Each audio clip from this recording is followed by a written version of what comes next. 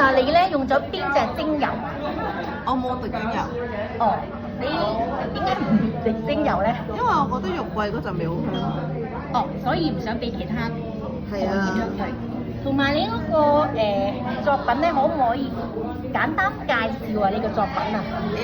簡單介紹啊，其實冇乜意念㗎。我比較中意佢簡單為主咯，所以就全部插晒綠色咯。係，明白明白。咁啊，跟住你都偏愛黃色啦、白色啊？呢啲係點綴嚟嘅啫。係，好醒目啊嚇！呢位小姐，你可唔可以介紹 Lisa？你可唔可以介紹下你個作品啊？Lisa，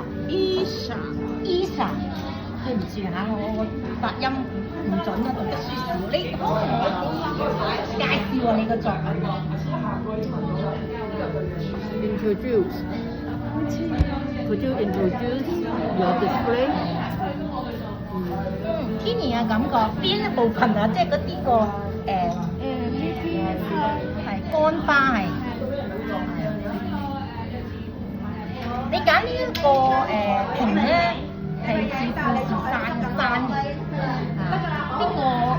個玻璃樽嘅瓶咧都好受歡迎喎，多數都有人揀呢隻咁砌完之後咧，你有咩感覺啊？覺得呢瓶好似睇你覺得自己好似好輕鬆。好輕鬆。你有冇滴精油啊？你呢幅作品？哦，你都選擇唔滴嘅。唔係啊，未滴。哦，咁唔阻你啦。請你用我佢嗰個地。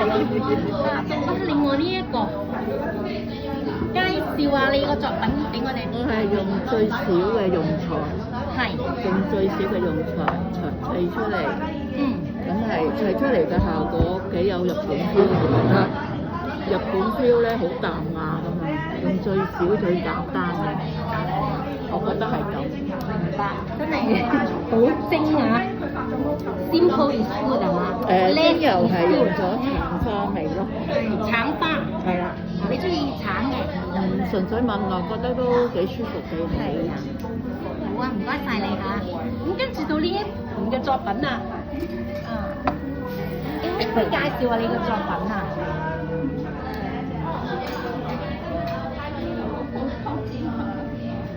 你太謙虛啦！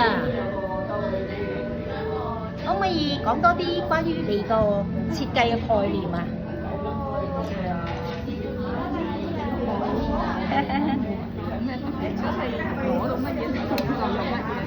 好啊好啊，冇壓力，就啱晒呢個課題啊！